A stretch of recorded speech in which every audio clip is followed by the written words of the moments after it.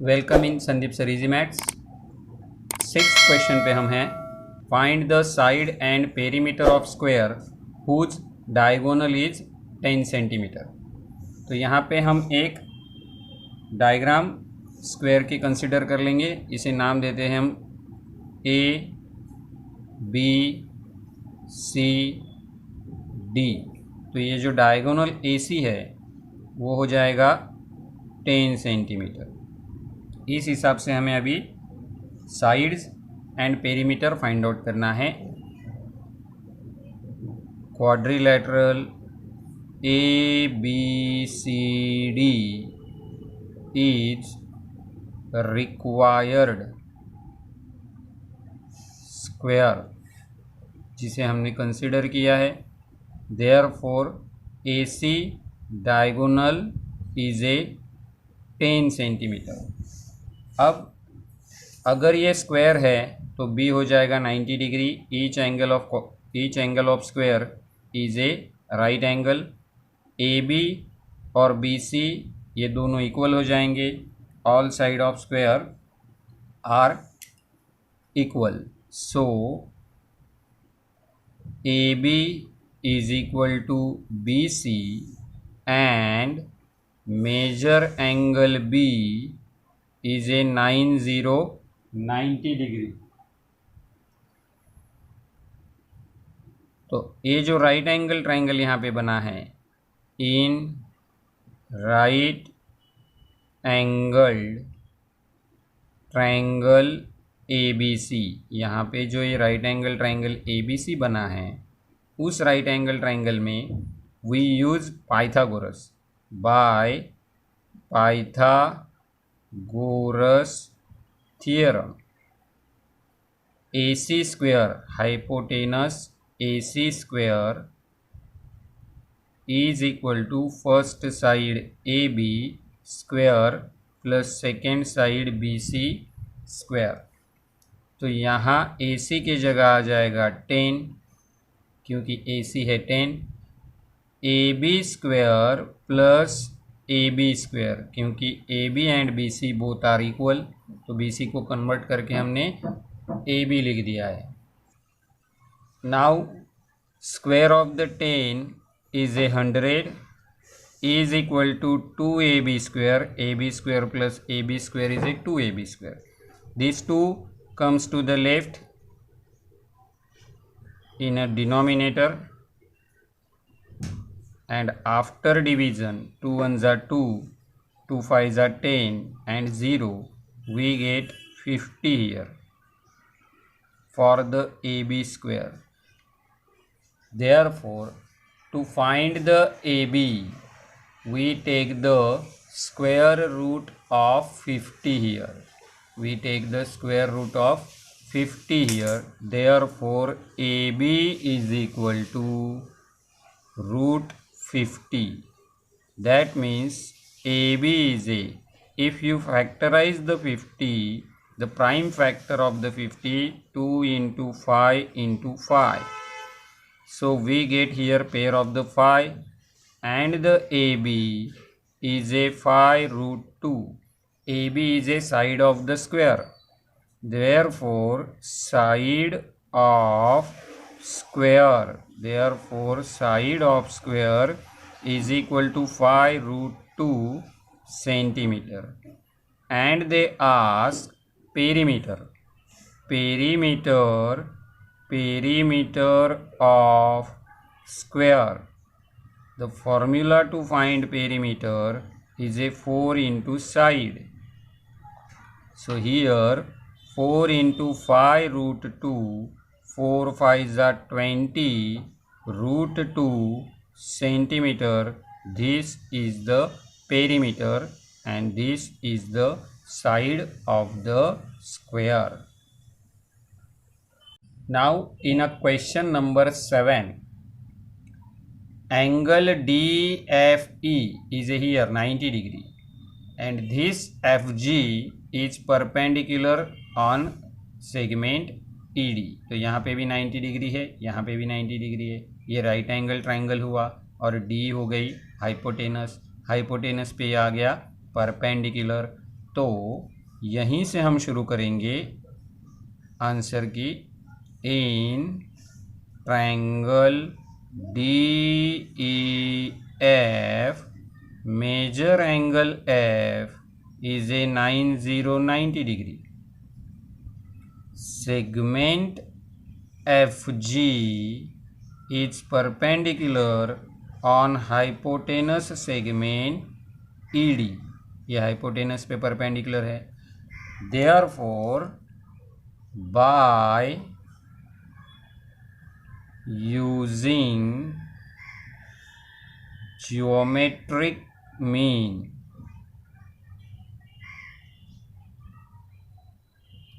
Property, geometric mean property को हम यहाँ पे यूज़ करेंगे। तो यहाँ पे आ जाएगा ये जो FG है परपेंडिकुलर, उस FG का स्क्वायर हाइपोटेनस के दो पार्ट्स, एक पार्ट है GD और एक पार्ट है EG। इन EG और GD दो पार्ट का होगा प्रोडक्ट। EG एंड GD इन दोनों पार्ट का हो जाएगा प्रोडक्ट। तो यहाँ पे हमारे पास वैल्यू है FG की, तो यहाँ पे रख देता हूँ 12 स्क्वायर। हमारे पास वैल्यू EG की नहीं है, हमें उन्हें फाइंड आउट करना है EG, और GD इज़ 8।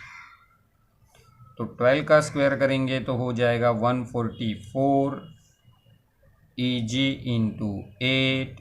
अब ये 8 इस तरफ आएंगे तो 144 divide by 8 is equal to EG। अब अगर 8 से आप डिवाइड करेंगे तो डिवीज़न आपके पास आ जाएगा 8 1 जा 8, 8 1 जा 8। चाहे तो यहाँ पे करके दिखाता हूँ। 144 इज डिवाइड बाय 8, 8 1 जा 8, रिमाइंडर इज ए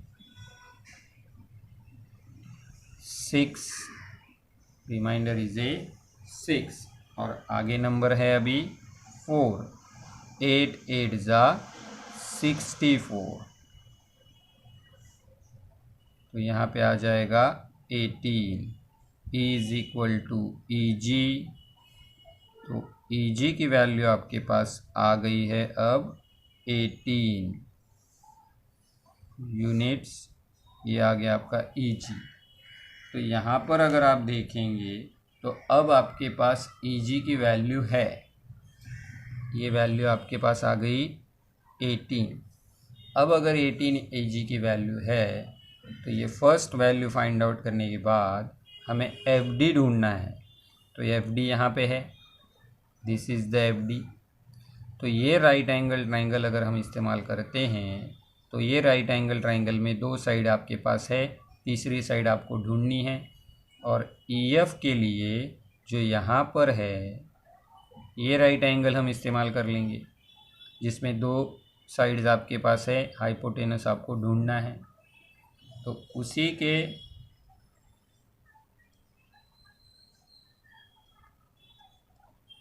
अब हम ट्रायंगल लेंगे आगे वाला,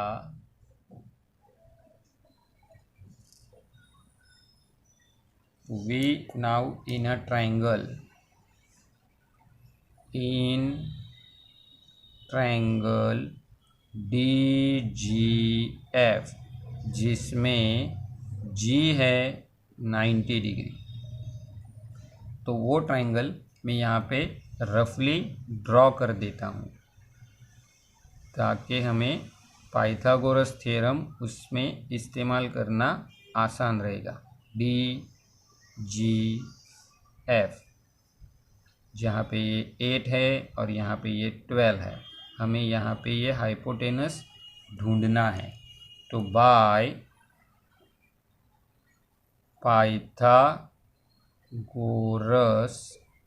थ्योरम, पाइथागोरस के थ्योरम से हमें यहाँ पे मिलेगा hypotenuse FD square is equal to one side FG square plus another side GD square. तो एफ जी यहाँ पे है 12, जी डी यहाँ पे है 8, तो 12 का स्क्वायर हो गया 144, 8 का स्क्वायर हो गया 64। अब अगर आप टोटल करेंगे तो ये 4 4 8, ये 0, ये 2, that is the F D square. तो एफ डी के लिए हमें निकालना होगा स्क्वायर रूट 208 का।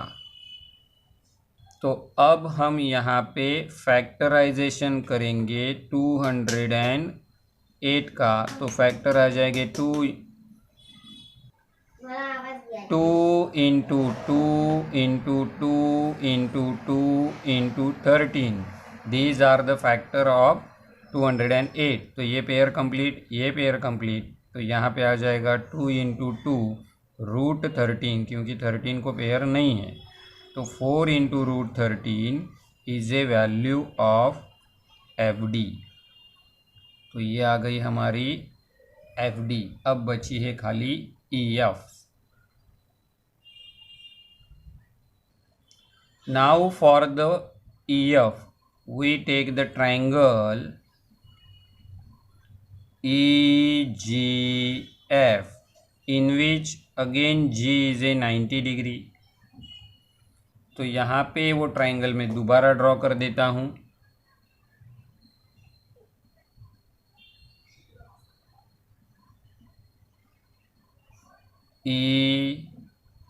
EGF, जिसमें यहाँ पे हमने EG फाइंड आउट किया था 18 और ये है 12 बाय पाइथागोरस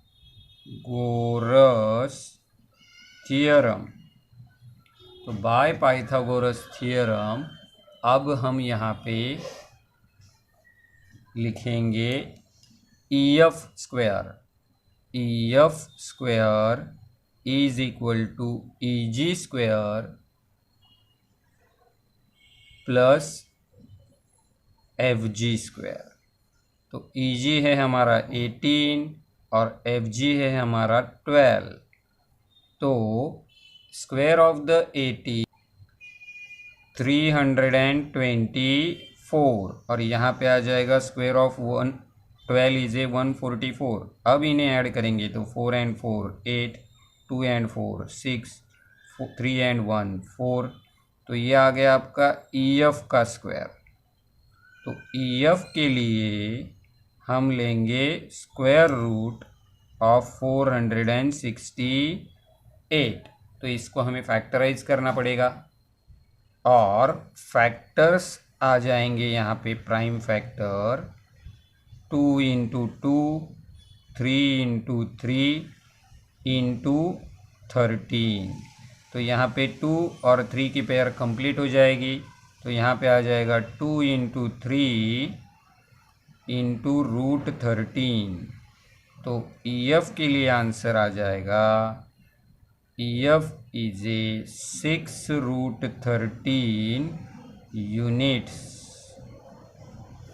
इस तरह से क्वेश्चन नंबर 7 कंप्लीट हो जाएगा। Number 8, find the diagonal of rectangle whose length is 35 centimetre and breadth is 12 centimetre. तो यहाँ पे हम एक क्वाड्रिलेटरल लेते हैं, जो रेक्टेंगल रहेगा उसका नाम लेते हैं ABCD। तो क्वाड्रिलेटरल जो हम लिए हैं ABCD, उसकी लेंथ होगी 35 और ब्रेथ होगी 12, जो हमें AC डायगोनल यहाँ पे फाइंड आउट करना है। तो quadrilateral ABCD is a required rectangle. तो अगर ये रिक्वायर्ड रेक्टेंगल है तो इसका AB हो जाएगा 12 सेंटीमीटर, BC हो जाएगा 35 centimetre and angle B is a 90 degree because each angle of rectangle is a right angle। तो यहाँ पे हमें एक ट्रायंगल मिल जाएगा ABC जो रहेगा right angle triangle, in right angled triangle ABC। तो इस राइट एंगल ट्रायंगल ABC में हम यूज करेंगे Pythagoras theorem. By using Pythagoras theorem we get AC square hypotenuse square is equal to AB square plus BC square।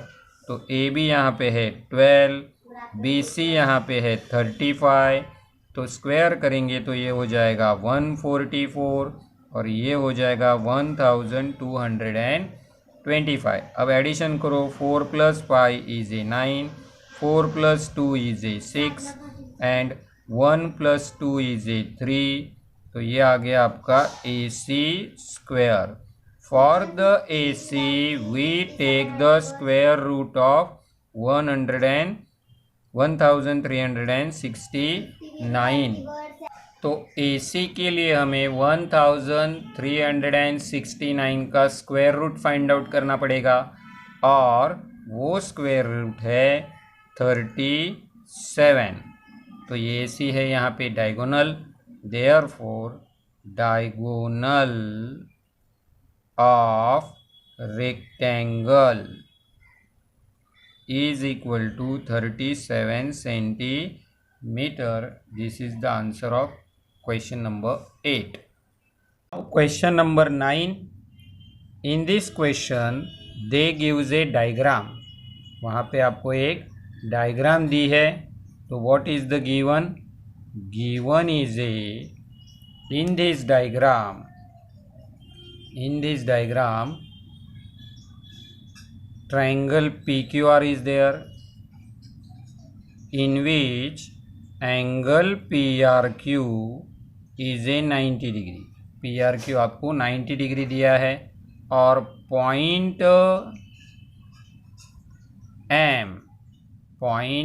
M is midpoint। Point M is midpoint of segment QR का वो क्या है, mid point है, जिससे हमें find out करना है we have to prove there. वहाँ पे हमें प्रूव करना है,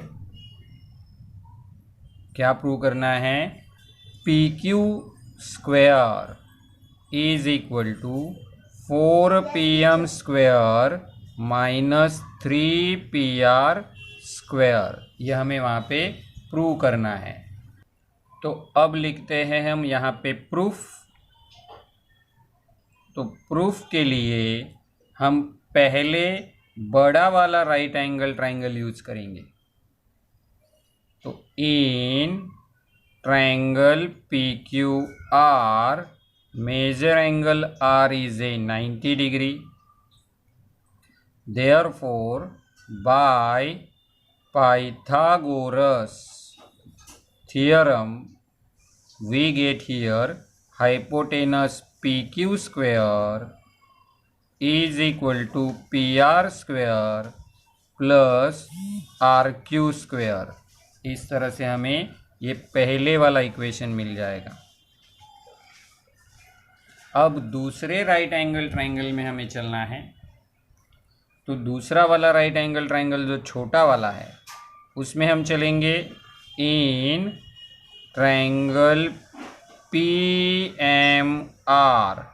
again R is a 90 degree, उसमें भी now again bye Pythagoras theorem. Bye Pythagoras theorem here we get PM square, hypotenuse is a PM now, is equal to PR square plus RM square। PR square plus RM square, but RM is a half of RQ। M is a midpoint, यहाँ पे M midpoint है RQ का, तो RM is a half of RQ का half हो जाएगा because M is mid point, M mid point है, उसके वजह से वो हाफ हो जाएगा। फिर अगर हम यहाँ पे RM को चेंज करते हैं तो हमें मिल जाएगा PM square is equal to PR square plus RM की जगह आ जाएगा RQ upon 2 bracket square. Therefore again PM square is equal to PR square plus RQ square upon 2 का स्क्वेयर हो जाएगा 4। अब यहाँ पे मल्टीप्लाई बाय 4 करेंगे, मल्टीप्लाई बाय 4, तो ये 4 हर जगह आ जाएगा, तो ये 4 PM हो जाएंगे, ये 4 PR हो जाएगा और यहाँ का 4 चला जाएगा। Therefore 4 PM square is equal to 3 PR square, 3 PR square plus 1 PR square plus RQ square. ये 4 है, उसमें से 3 मैंने सेपरेट कर दिए हैं। तो यहाँ पे अगर आप इक्वेशन नंबर 1 का इस्तेमाल करेंगे तो आपको मिल जाएगा 4 PM square is equal to 3 PR square plus ये PR और RQ स्क्वेयर की टोटल हो जाएगी PQ स्क्वेयर, इन दोनों की टोटल हो जाएगी PQ स्क्वेयर। अब ये 3 इधर आ गए तो 4 PM square minus 3 PR square is equal to बच गया PQ square, that is PQ square is a 4 PM square minus 3 PR square, जो हमें प्रूव करना है। Question number 10, wall of 2 buildings on either side of a street are parallel to each other, यानी रास्ते के दोनों तरफ 2 बिल्डिंग्स खड़ी हैं, एक बिल्डिंग इस तरफ एक बिल्डिंग इस तरफ, जिनकी वॉल्स पैरेलल हैं। A ladder 5.8 metre long is place on the street such that it's top just reaches the window of the building. तो यहाँ पे हम एक पहली विंडो इस तरफ लेंगे, यहाँ पे हम एक लेंगे AB जिसकी हाइट है 4 मीटर, और यहाँ पे उसको एक लैडर क्रॉसली लगा देंगे। तो यहाँ पे हम लैडर लगा देते हैं कुछ इस तरह, ये हो गई हमारी लैडर AC जिसकी लेंथ है 5.8। अब यही लैडर यहाँ से उठा के दूसरी बिल्डिंग के पास आ जाएगी, तो यहाँ पे हम दूसरी बिल्डिंग खड़ी कर देते हैं and the another building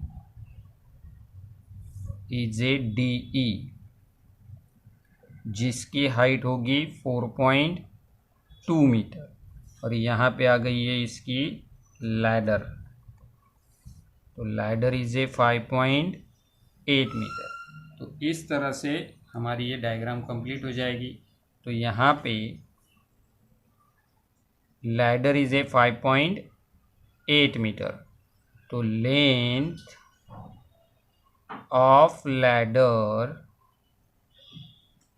is 5.8 metre. तो उस वजह से AC और DC दोनों हो जाएंगे 5.8 metre. Point A and D are the windows. At points A and D are windows. तो AB हो गया यहाँ हमारा 4 मीटर और D हमारा हो गया यहाँ 4.2 मीटर। तो building are always perpendicular to the ground, building जो है वो परपेंडिकुलर होंगी ग्राउंड को। तो ये वाले राइट एंगल ट्राइंगल में हम BC ढूंढेंगे, ये वाले राइट एंगल ट्राइंगल में हम EC ढूंढेंगे और दोनों को ऐड करेंगे तो विड्थ ऑफ द रोड हमें यहाँ पे मिल जाएगी। तो यहाँ पे हमें ये दोनों राइट एंगल सीक्वेंटली यूज करने हैं। तो पहले वाला राइट एंगल हमारा है, now in triangle ABC measure angle B is a 90 degree and we use Pythagoras. By Pythagoras theorem we get here AC square hypotenuse square is equal to AB square plus BC square। तो AC के जगह यहाँ पे आ जाएगा 5.8 और AB के यह जगह आ जाएगा यहाँ पे 4। तो अभी हमें 5.8 का स्क्वायर करना है जो हो जाएगा 33.64 अगर इसका स्क्वायर हम करेंगे, और 4 का स्क्वायर हो जाएगा 16। अब ये 16 goes to the left hand side, तो ये लेफ्ट हैंड साइड में अगर आ जाते हैं तो हो जाएगा सब्ट्रैक्शन, एंड आफ्टर सब्ट्रैक्शन ये 0.64 जैसे है वैसे ही रहेंगे। 13 minus 6 is a 7, 2 minus 1 is a 1। तो ये आ गया हमारा BC का स्क्वायर। तो BC के लिए हमें यहाँ पे लेना पड़ेगा स्क्वायर रूट ऑफ 17.64, और अगर फाइंड आउट करेंगे आप तो यहाँ पे आ जाएगा 4.2। यहाँ पे जो नंबर्स है ये नंबर्स इसे मैचिंग होंगे, 4 का स्क्वायर 4.2 का स्क्वायर ये मैचिंग हो जाएंगे। तो आगे वाला राइट एंगल हमारा है, तो आगे वाला राइट एंगल ट्रायंगल हम लेंगे, इसी के बाजू में लिख देता हूँ, आप एक के नीचे एक लिख लेना, एक के बाजू में एक मत लिखना। तो उसी के बाजू में हम लिख देंगे दूसरा वाला triangle, in triangle DEC measure angle E is a 90 degree and we use again Pythagoras. By Pythagoras theorem we get DC square hypotenuse D square plus EC square. तो DC यहाँ पे दोबारा आ जाएगा 5.8 दैट इज़ द लैडर, और D आ जाएगा यहाँ पे 4.2 plus EC square.